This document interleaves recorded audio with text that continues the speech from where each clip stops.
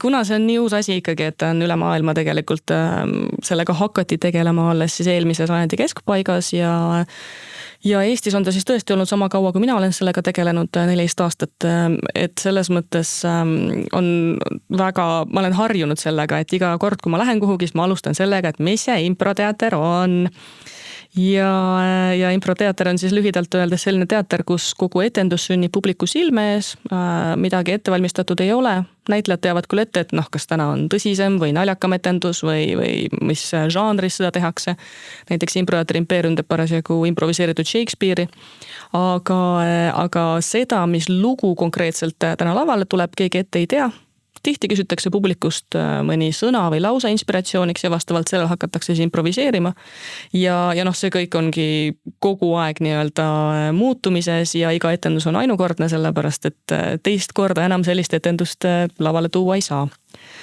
Ja mina ütlen alati, et impro puhul, kui sul nagu hakkab igav seal, siis on asi sinus endas. Sellepärast, et kuna see on tõesti lõputute võimalustega teatrižanr. Hakkab igav improt tehes või improt vaadates? Tegemisest räägin praegu pigem, jah. Vaatamise poole pealt ilmselt on seal mitmeid osapooli võib-olla, kes võiks siis olla natuke rohkem pühendunud asjasse.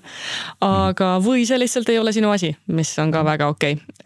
Aga tegemise poole pealt tõesti, et seal on nagu võimalusi on lõputult ja seetõttu nagu arengukohti on lõputult, et meie siin praegu Eestis ka ikkagi jätkuvalt otsime veel, või tähendab, me teeme ka häid asju, aga samas on nagu tunda mujal maailmas ringi käies, kus öeldakse, et on juba näiteks teise põlve improviseerijad, kelle vanemad olid improtajad ja kes on ise nüüd improtajad ja kus tehakse improviseeritud ooperit või zombietendusi või dokumentaalteatrilaadseid improetendusi, et selles mõttes siin tõesti piiri ees ei ole.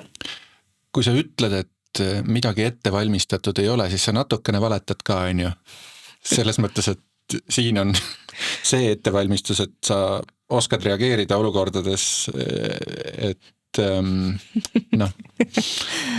Jaa, tõsi.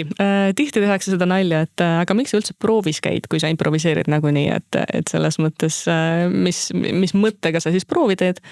Aga jaa, et ma tihti võrdlen seda spordiga, et nii nagu spordis pole võimalik ühtegi võistlust konkreetselt ette harjutada, siis improteatris samamoodi, et me ei saa ühtegi etendust konkreetselt ette harjutada, aga nii nagu spordis lähed jõusaali, treenid muskleid, harjutad tehnikaid, siis improteatris samamoodi lähed proovisaali, harjutad erinevaid oskuseid, mis seal laval ära kuluvad, millest osad on natuke rohkem siis teatriga seotud, kuidas seda lugu luua, kuidas tegelasi luua, kuidas konkreetses žanris improviseerida, aga teised oskused on ka sellised üldinimlikumad, mis meile kõigile ära kuluvad, võib-olla veidi rohkem esinemisjulgust, koostööd, üksteise kuulamist, tähelepanu, kiiret reageerimist ja nende oskuste arendamine kulub ära kõigile, et see on ka see, miks ma neid impro kursuseid teen, sellepärast, et paljud seal osalejatest ei tule seepärast impro kursusele, et saada nüüd impro näitlejaks, vaid lihtsalt sellepärast, et veidi ennast arendada ja jäävad käima tihtipeale sellepärast, et seal proovisaalis olev sünergia läbi nende harjutuste, mida me mängudeks kutsume, et see on lihtsalt üsna ainukordne ja seda mänguenergiat täiskasvanud inimesed tihtipeale mujal ei saa.